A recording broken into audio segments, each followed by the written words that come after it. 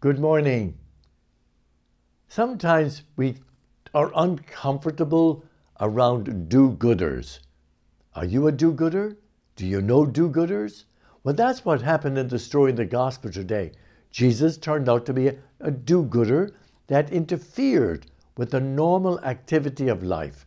And so when he cast the demons out of the man that was possessed, and they went in to the local herd of swine, they saw what happened. They ran down into the water and they were drowned. And the people said, hey, we don't need do-gooders like you around here.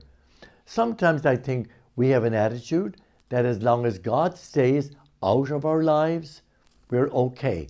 As long as in our Catholic faith, Jesus stays on the sidelines, we're okay. We don't want to be challenged.